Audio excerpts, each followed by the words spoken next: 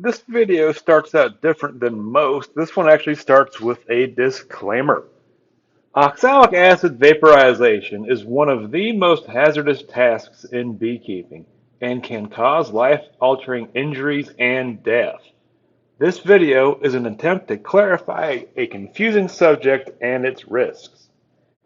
Always thoroughly research and take every precaution before attempting a hazardous task. Hazardous tasks should only be performed by able and prepared adults in good physical and mental condition. Unprotected individuals must be excluded from the area to prevent exposure to oxalic acid. The producers and host of this video assume no responsibility or liability for any errors or omissions in its content. The information contained is provided on an as-is basis with no guarantees of completeness, accuracy, usefulness, or timeliness. The viewer understands and agrees that this video's producers and hosts are not liable for personal injury, illness, or any other condition or effect that results directly or indirectly from use of this video's contents. Proceed at your own risk. Hello and welcome to the apiary. This is Jake B-Man on this incredibly bright mid-November day, here to talk about what I think is the most confusing subject in beekeeping, and that is oxalic acid. In this video, we'll talk about what oxalic acid is, the approved methods for its use, and how to use it safely in your apiary.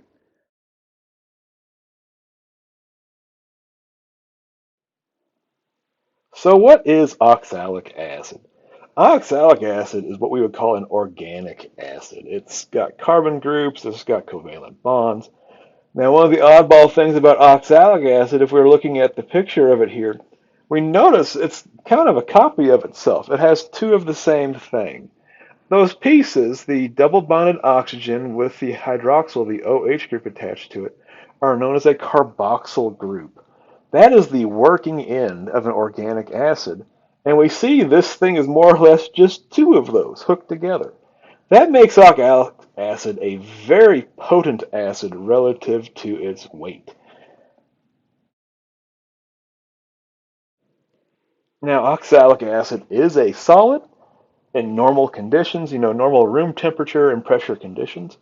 It's reminiscent of sugar on the fingers, which makes sense when we find out how it's made. Its preferred name is oxalic acid, but it has a number of other names associated with it. One of the most common you'll see is wood bleach, and they actually sell wood bleach at the hardware store. The reality is oxalic acid is cheap to produce and effective, so it has a lot of applications in industry. One of those is actually cleaning boilers, so they would use this to clean boilers on old steam trains. One of the other names for oxalic acid is diformic acid, and that becomes important when we look at the failure that you can have where you overheat oxalic acid. Now, there is a pair of CAS numbers. This means there's two different types of oxalic acid on the market. There's anhydrous and there is dihydrate. Anhydrous means no water. Dihydrate means two waters. We will primarily encounter the dihydrate form. When we looked at that molecule, the carboxyl groups are very hydrophilic. They attract water. And since oxalic acid has two of those, they tend to attract two water molecules, hence the name dihydrate.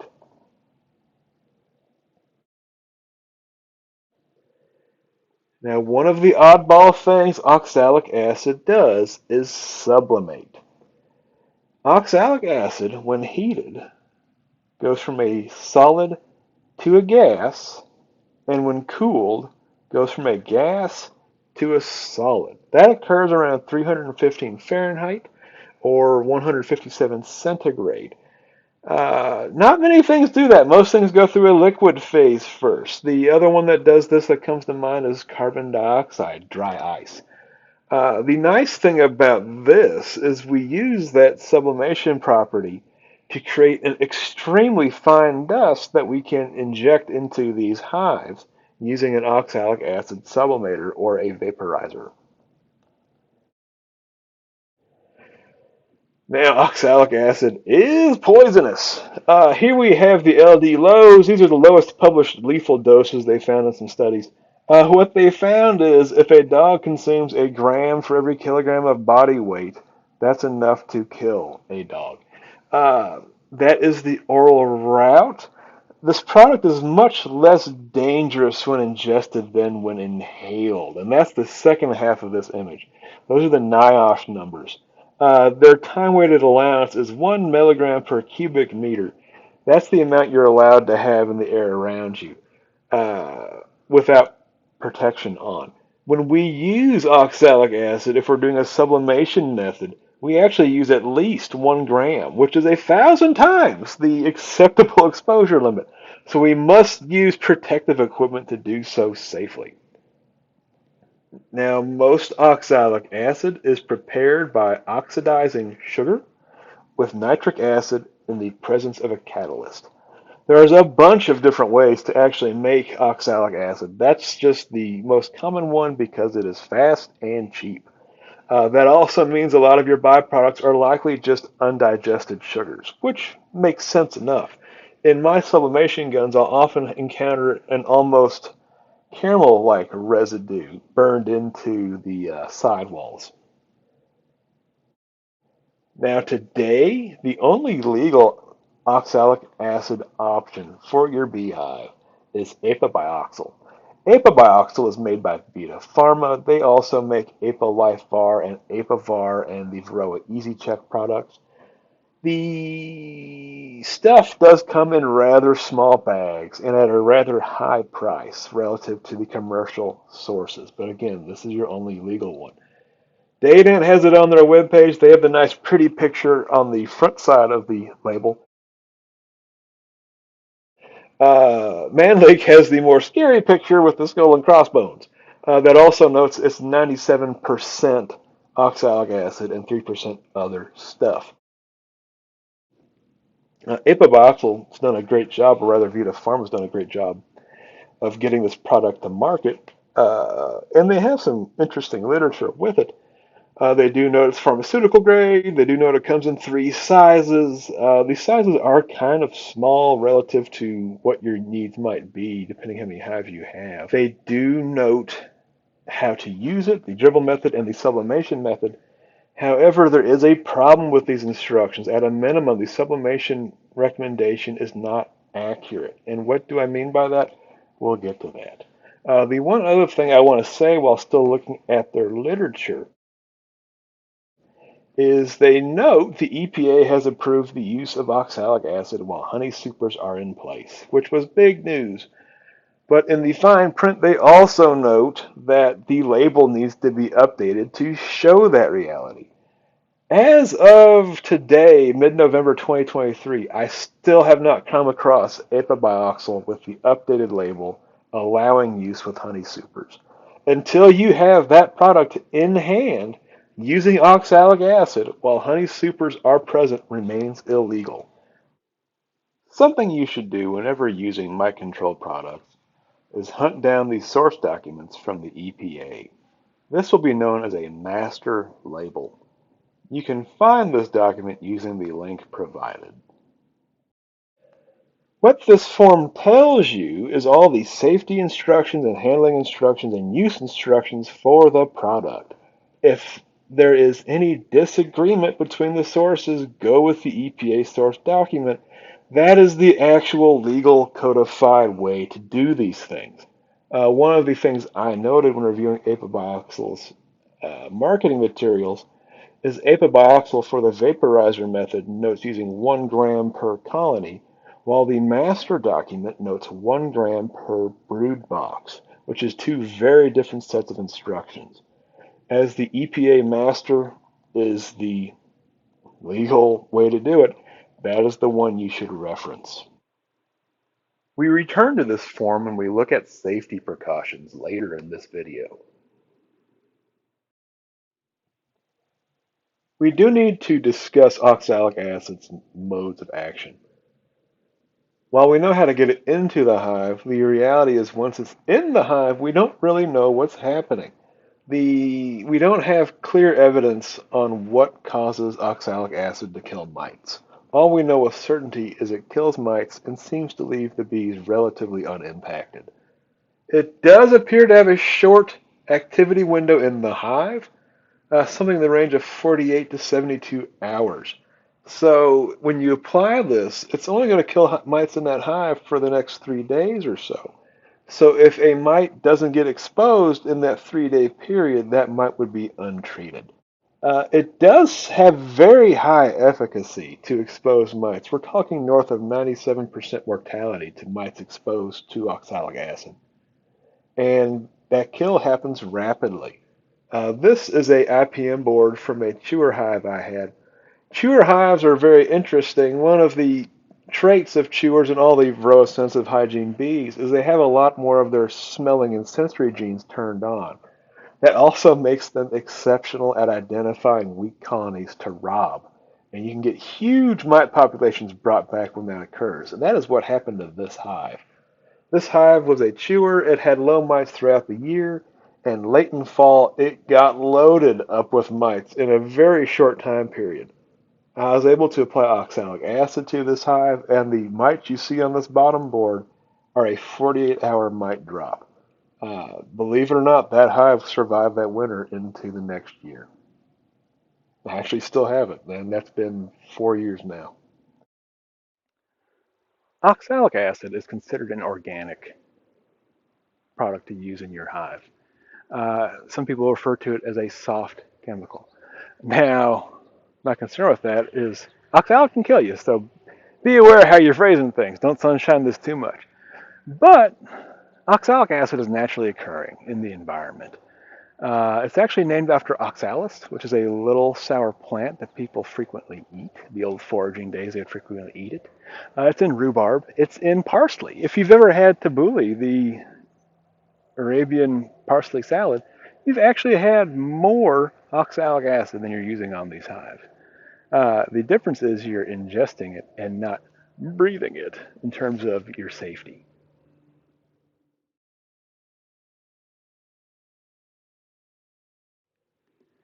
Let's talk about apiary conditions and hive conditions when using oxalic acid.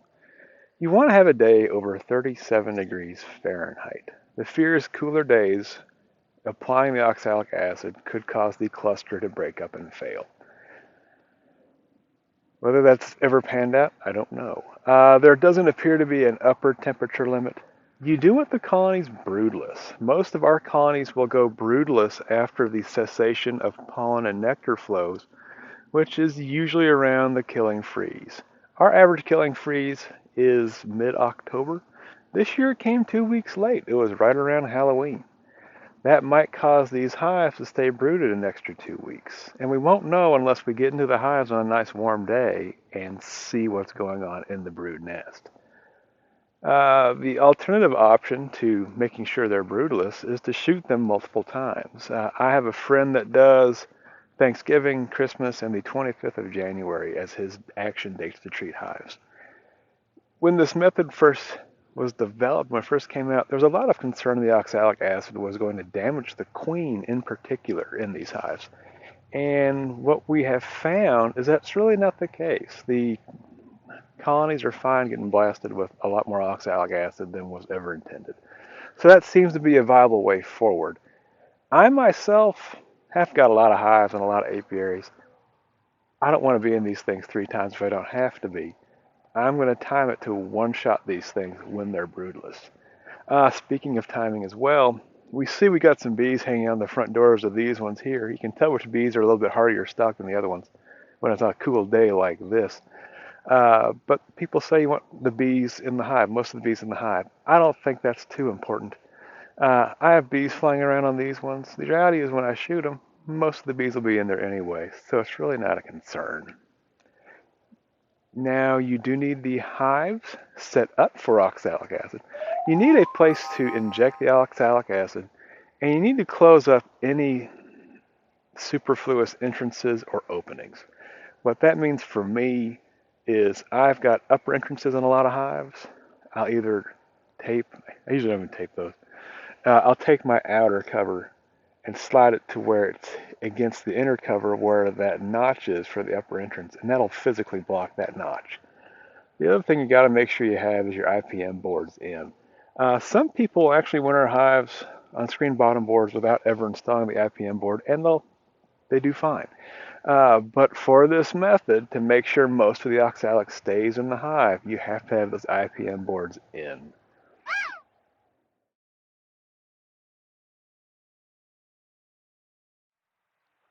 So let's talk about the approved methods. There are a handful of approved methods. There's oxalic acid drip or dribble. There's a modified version of that for packages, and there's oxalic acid vaporization. Oxalic acid drip is wonderfully straightforward and safe and convenient when you get down to it. You take an amount of oxalic acid and you mix it with some sort of liquid solution.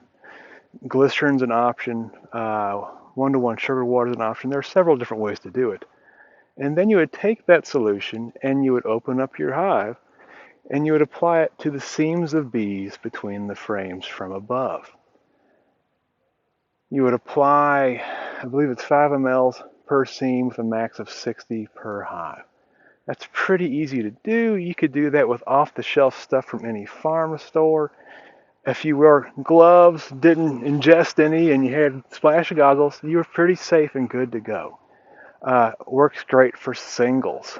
The problem is, not all of my hives are singles.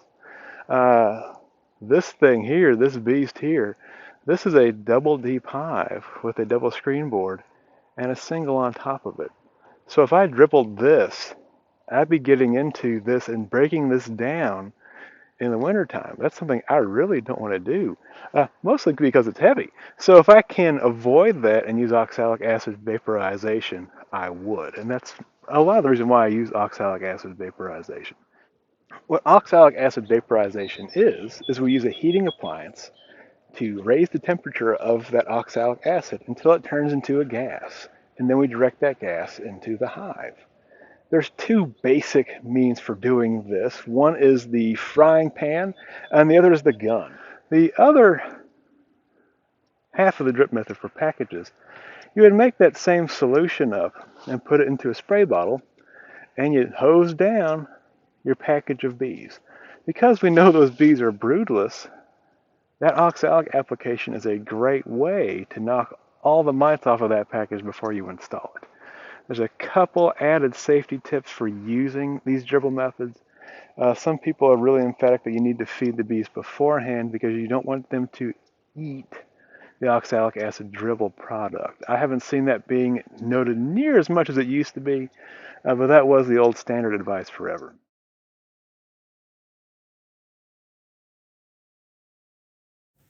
To make sense of vaporization, we need to look at a temperature chart. Near the bottom of this temperature chart is 65 Celsius. That's the temperature to burn yourself with a third-degree burn in 1 second. Most of this method occurs between 102 and 157 degrees centigrade, but these guns can operate at much higher temperatures. The frying pan is depicted by that purple line, starts at an ambient temperature and warms up until it reaches the boiling point for the product. Once the product is done boiling the water off, it will continue heating up until it reaches the sublimation temperature, 157 centigrade. At that point, the oxalic acid solid turns into a gas and discharges. Once it's fully discharged, the frying pan will continue to warm. The guns are actually preset to operate at 230 centigrade. When the oxalic product is added to the guns, it immediately pulls that temperature down to 100 degrees centigrade as the water boils off. Once the water boils off, the hot pot will reheat up to 157, at which point oxalic acid gas is discharged from the gun. If the oxalic is heated above 189 degrees, it will start to decompose. This is not a concern for the electric appliances, but is a concern for those appliances operated using propane gas. One last note to add about this temperature chart, it is not to scale. Most of the temperatures on here are relatively scaled to each other. The exceptions are the heats for the propane-powered burners on the top of this chart. To fit them at scale, this chart would have to be 10 times taller than it is, which really illustrates why those units are way too hot to use for oxalic acid sublimation.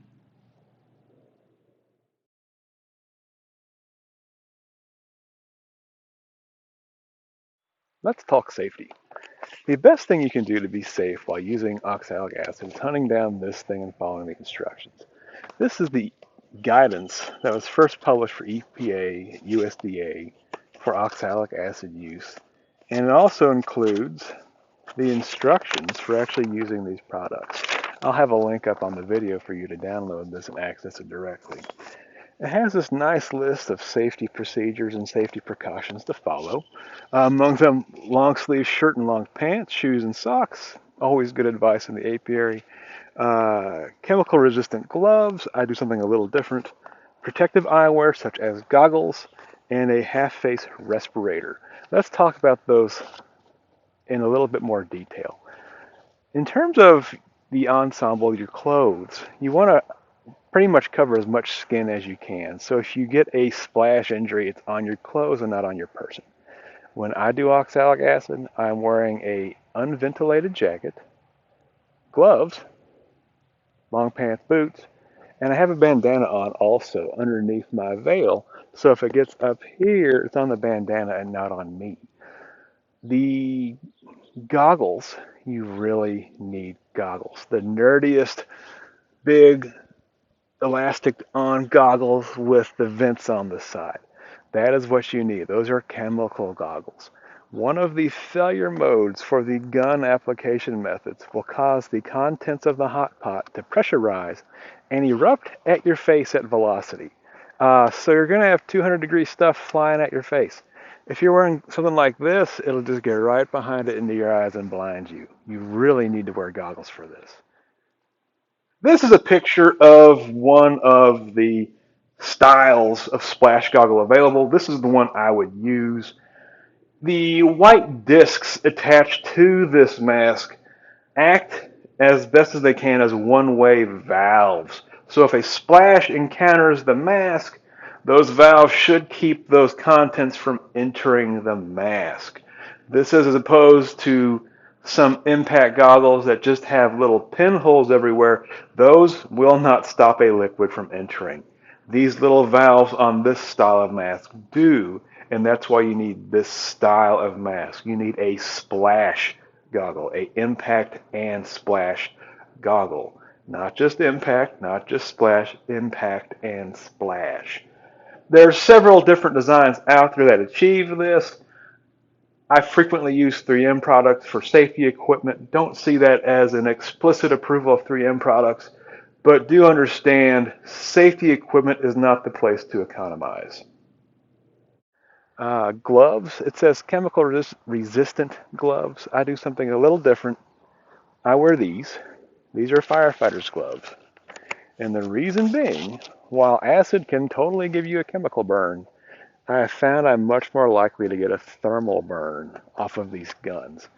So these protect me a lot better than some nitrile gloves against heat. And the reality is, if the acid gets through these, I probably have bigger problems already. So no real concern. So let's dive into the respirator part. It says respirator, not a dust mask, not a hazard mask, a respirator. So what is a respirator? One of these. This is what I use. This is a 3M half mask. It's a 6200 in medium. It needs to be a respirator. The reason why it needs to be a respirator and not a dust mask is these make a much better seal on your face. From the COVID years, we all know how much air blows, around that mask. These are much better about giving a real seal. You do need to be trained on the safe use of this. You should be fit tested to make sure this actually creates a good seal on your person to use these safely. The basic field checks to make sure it's functional is, check it for cleanliness and all its parts are there. This thing has 2 inhalation valves. That's what those white rubber discs are in there. And a exhalation valve there, that blue disc.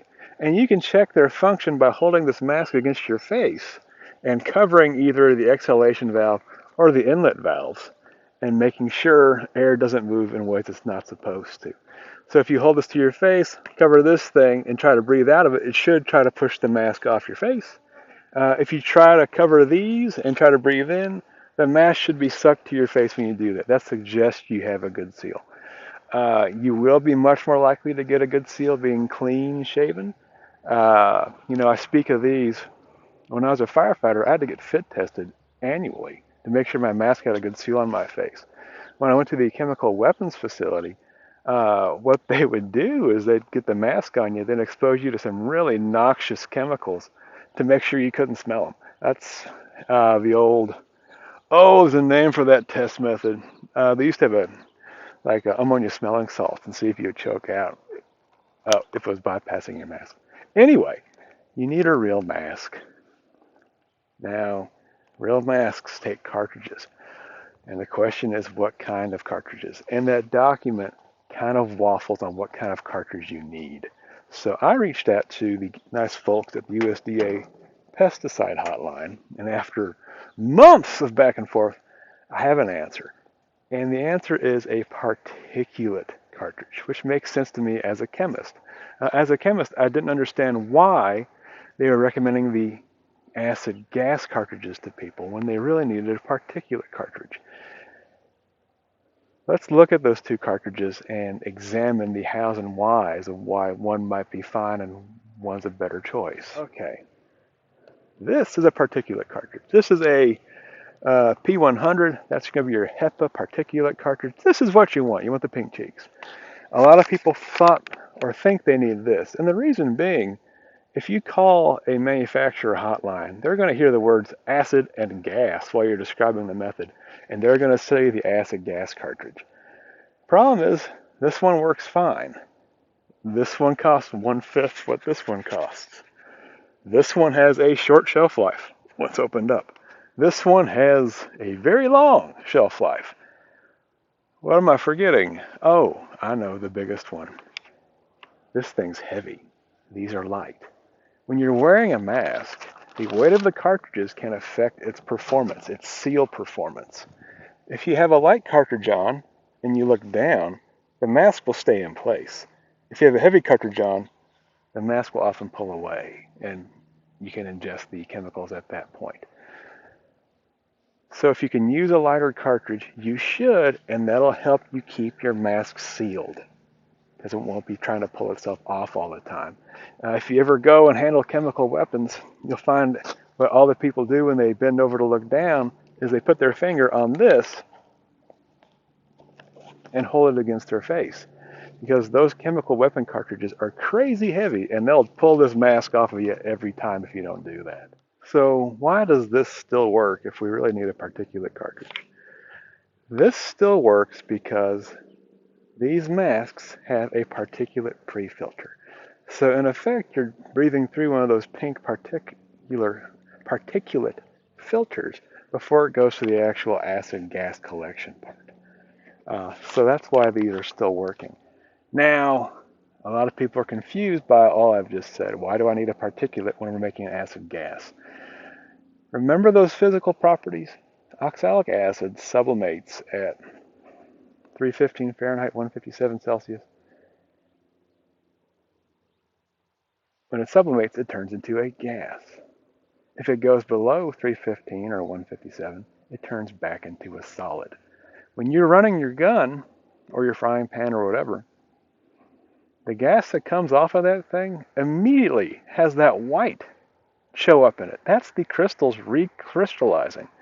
Because as soon as that hot gas comes out of that nozzle, it's interacting with all the cool air around it, and it rapidly brings that temperature down, and those crystals reform. So what you're seeing in that white cloud is actually a really fine dust cloud. So why is this important about this? That means pretty much everything immediately coming out of that gun turns into a particulate, which is what These are made to handle. These are what are made to handle particulates, so wear these. Now, if you did somehow still inhale oxalic acid gas, that means the gas you're inhaling is at least 315 Fahrenheit. I can tell you from professional experience, it doesn't matter if that gas is oxalic acid, oxygen, doesn't matter. They're all going to kill you because at that temperature, your lungs are going to immediately be burned. So the reason why this works is if the air is cool enough for you to breathe it and not die, all of the acid's going to be recrystallized in a particulate. A complaint I will frequently have from mask wearers is they can still smell the oxalic acid while using their sublimators. Uh, if you ever have the unfortunate experience of smelling oxalic acid, you'll find out it's incredibly sharp. It will immediately burn on your nose and your throat and make you cough and gag. So unless you're having that response when you smell it in your mask, you're actually smelling something else. And we'll use this beeswax candle to demonstrate that. The reality of using our sublimators, and this candle for that matter, is we're converting a solid to a gas. In this case, we're converting the solid wax through a liquid phase first. That's the liquid wax underneath the wick. The wick pulls up that liquid wax, which then converts into a gas, which is then burned up here. When we blow this candle out, we'll see the gas coming off. That is the actual wax gas coming off of this candle. That's why it has that particular smell to it. Now, when you're doing the oxalic sublimation, you'll have a similar thing happen where as soon as those solids turn into a gas, they come off and leave. They don't stick around, they don't get heated more, they come off and leave. So usually that smoke is just a few degrees off of the actual sublimation or vaporization temperature. The issue is this smoke comes off laminar. It comes off in strings and wisps. So while it's cool enough to turn back into a solid, it's actually still rather warm. It's rather hot.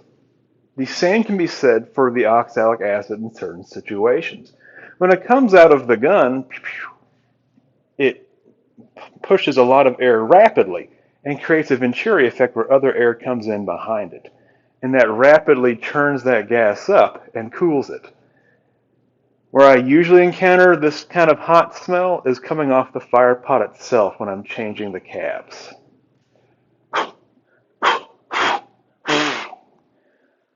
When I do that, sometimes a chunk will fall in and you'll get this laminar smoke flow, this string that comes off of it. What that's doing is that chunk of oxalic acid that hits the hot pot goes through its sublimation process, but isn't getting churned up by the air around it. So while as soon as that gas comes off of that pan, it cools enough to turn back into a particulate, that cloud of that particulate is still rather hot. It's going to be somewhere around 300 Fahrenheit still. And if you inhale that hot gas, your nose gets that slight burning smell to it. And that smell really is a minor thermal insult occurring to your nose. Your nose is warning you you're smelling something that's too hot. It's not the oxalic acid itself. The way you avoid encountering this stuff is when you change the caps on your gun, hold the stuff away from you. Don't hold it close, hold it away from you. That way those wisps just go up and away to the atmosphere without going into your nose. You can tell it's a real beeswax candle, can't you? And that way you can avoid these laminar flows that have hot air in them. No mask on the planet, rather no particulate, no filter mask on the planet is set up to deal with cooling the gas for you. They only handle the things they're set up for. The only masks that will protect you from hot gases are self-contained breathing apparatuses. That's the stuff the firefighters wear. When putting this mask on, you would take this and hook it over the back of your head. You then place the mask on your face, take the quick connect strap for the lower and hook it behind your neck, And then you adjust the straps from the bottom to the top to get a snug fit, not a crushing fit, just a snug fit. Now we'll take this mask off. The mask should make a fine seal without crushing into your face. It really just has to be snug to make a seal. These are bayonet attachments. The openings on this thing align with these three tabs. So when you put this together, you line up those tabs to where the cartridge sits against this red rubber seal, and then you give it about a 90-degree turn, about. It's not quite that much. And you'll have a little kind of clunk there when it seats. That thing should clunk into place. What I've seen people do is they'll kind of just get it on there a little bit, and they wonder why they keep smelling the oxalic acid, because the mask has actually done that inside of their jacket. So how often do I need to replace this thing and its cartridges? In industry, we would say you're good until you could taste the product, which is not the most wholesome advice in the world, but that's what it was. With you using this, we're outside. There's a lot of air changes. And remember, this method is specifically to be used outside. So while you might create that oxalic acid cloud, that wind usually pushes it off of you in a second. So the cartridges never really get that much loading on them. I think even a commercial user would still be fine with cartridges for a very long time. The place where you really run into these masks failing wouldn't be the cartridges in this instance.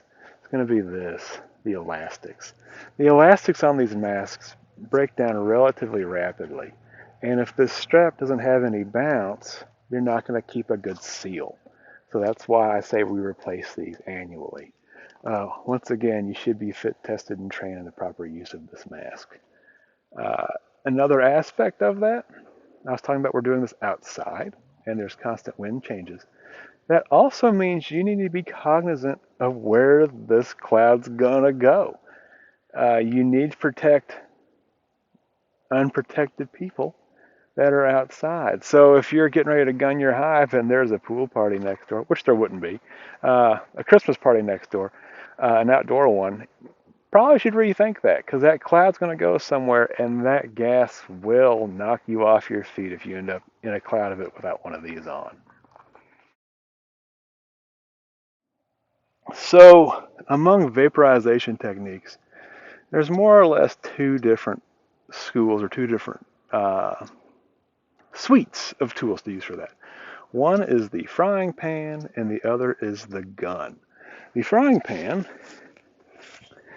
is something like this, and that's my name for this. I'm sure they have different names for it that sound nicer than frying pan. Basically, this is a 12-volt heating appliance. With this cable, you would hook up to a 12-volt power source like a car battery.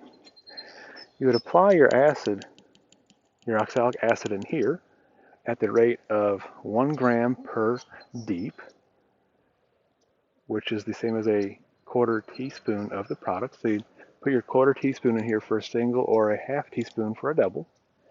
You would sneak this into the hive, seal it up with a towel or whatever, plug it in, and let it go. When you would plug it in, this pan would start to warm. The temperature would come up until it got to 212 Fahrenheit or 100 Celsius. That's the point the water in here, the water that's attached to the oxalic, would boil off.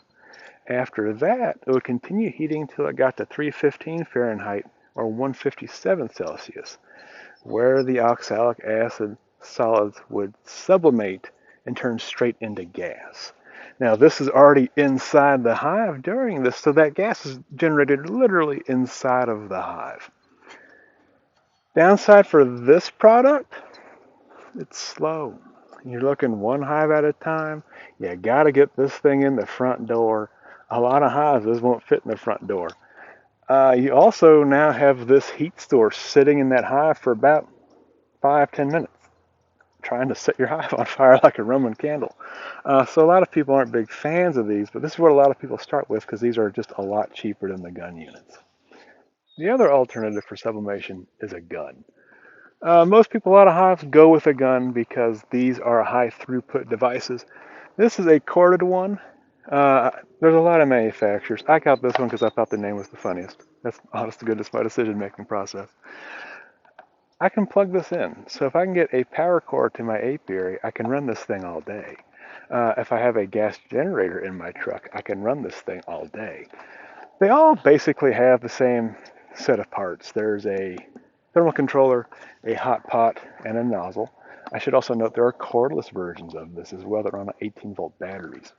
But the operations are going to be largely the same. You plug this thing in, you turn it on, whatever, and you let it preheat. These will preheat to 230 centigrade. We'll talk about the significance of that temperature a little later in this video. While this thing warms up, you take these caps, and you want a bunch of these caps, because this is actually what you load the oxalic acid in. If I was going to shoot one of these hives here, which are double stacked 5-frame nukes, that's the same space as a 10-frame deep. So I put in here a 1/4 teaspoon of oxalic acid dihydrate, which would be about 1 gram of oxalic acid. If I was shooting this double here, I would need a 1/2 teaspoon, which would be 2 grams of oxalic acid. You load that stuff into this cup, and then you stage it on the front edge of your cover. The way you actually use this gun once it's preheated and you got your safety equipment on is you come up to it. As I awkwardly flip this thing around, you come up to this cap and you actually load it like that. Because that oxalic acid is inside that well and it's isolated from this hot pot, it doesn't start to go through its phase changes when you load it. You put this on there and you gingerly take it and you stick the nozzle into wherever you shoot these hives at. Now, a lot of people shoot them from the back. They'll have a hole drilled in the back for it. I don't do that. I've got entrances on the front, and I found that shooting from the front door really causes no more loss of oxalic acid than shooting anywhere else on these hives. So I just shoot this through the front door. So I take this off, weasel this through the entrance, turn it right side up, smack, and I leave my hand here. Whether I'm up here in the air with it, down here towards the ground with it, my hand stays here. The reason being, as soon as this product gets into this, that water is going to start boiling off rapidly, and it's going to start discharging steam out of this nozzle.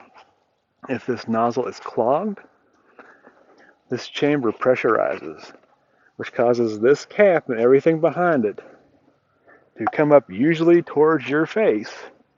So if my hand, which is well protected by this glove, is there, this thing's going to come up into my gloved hand and not up into my face. This is probably a more common failure mode than most people realize. About once a year, I'll have one of these rocket into my palm, and it's so much better than having this thing just launch everywhere with hot acid flying at my face. So anyway, a lot of people will carry a wire ramrod to clear this thing. And the reason why this thing clogs, one, you're shoving into beehives, there's always stuff to get stuck in the nozzle. But more likely, really, this tip gets cold because the heat source is back here. The tip's way out here by itself. So when that oxalic acid gas gets into here, it cools and solidifies. What I do to clear that, like I said, some people have a wire they'll run through it. I just take a blowtorch and I hit the tip for however long it takes.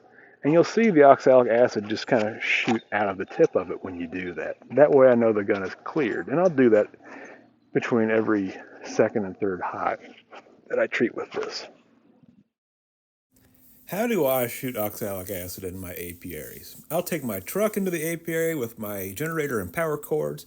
I'll pre-stage the oxalic acid caps on the hives. I'll run my cords, get my gun preheating, get my blowtorch staged, and get my PPE on. That process takes about 5 minutes. From there, it's 1 minute per hive to shoot. The bees are flying, you do need your beekeeping PPE in addition to your oxalic acid one. You'll notice I clear the gun tip between the second and third hives with the blowtorch before I continue. You'll see a lot of the oxalic can blow out the back of these hives, especially this one. Now, going through this stuff, having these power cords staged, having these caps everywhere, you can pretty rapidly fly through an apiary. Even the biggest apiary wouldn't take more than an hour using this method.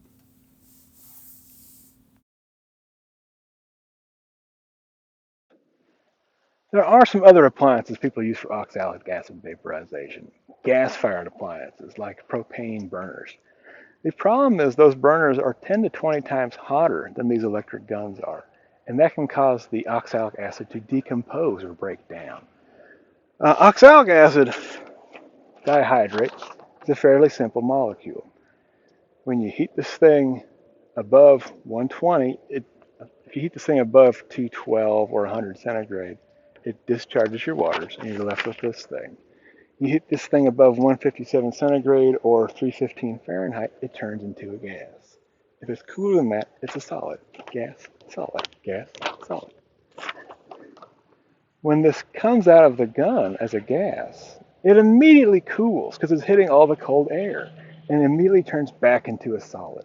That white cloud we see is actually a fine particulate of oxalic acid solid crystals. Now the problem with those high temperature applications that heat it 10 times or 20 times higher is you can burn this stuff and cause it to decompose. When it decomposes, it turns into something that looks somewhat similar. Doesn't that look similar? That's half of that molecule, isn't it? Roughly-ish on the top right. But these byproducts are formic acid and carbon monoxide. They are dangerous things to deal with. The acid gas cartridge masks can help you with this one. They can't do anything about that one. That one's going to still get into you. So if it decomposes at 189 centigrade, why are we running these guns at 230 centigrade? The reality is, as soon as that product drops down from the cup into the hot pan, it immediately cools the metal right there. Metal is a great conductor. And the first thing that happens is the water boils off. Water boiling takes a tremendous amount of energy. It's one of those super energetic phase conversions that we have. That's why it's so useful for firefighting. So that water boiling off effectively turns that metal surface down to 100 centigrade or 212 Fahrenheit. Now, the metal outside of that pot that's still hotter than that is going to be throwing heat into that cool area. So the pot recovers relatively quickly. In my experience, when I use oxalic acid, when I flip and tap, you relatively immediately have the water steaming. And then there's a moment where nothing's going on, and then the oxalic acid starts coming out. That rapid cooling by the water drops that fire pot temperature down into a safe range, or at least that's the working theory.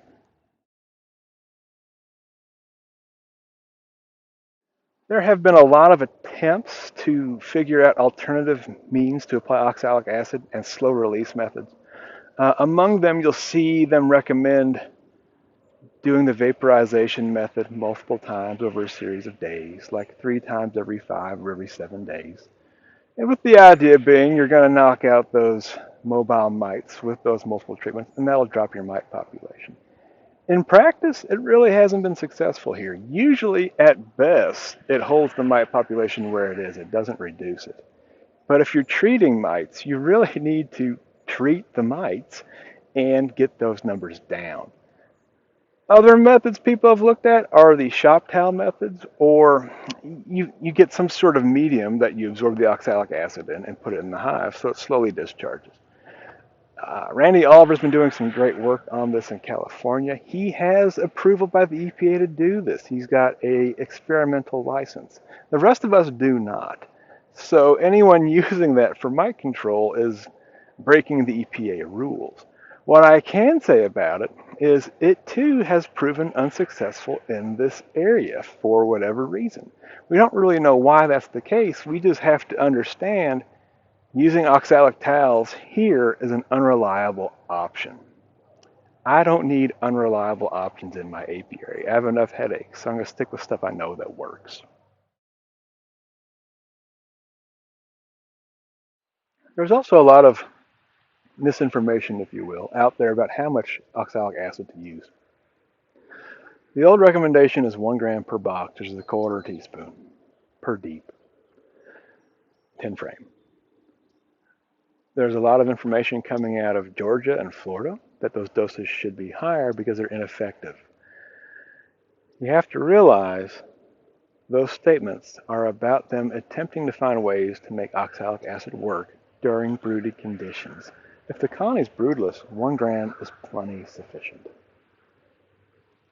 The research that's coming suggests we need to use a much higher dose to get a long-term function out of the product. So until that research is done, we really don't have a good tool to use oxalic for times other than when they're already broodless. I hope you found the content of this video beneficial for your beekeeping adventure. And with that, I'll say good luck and happy beaking.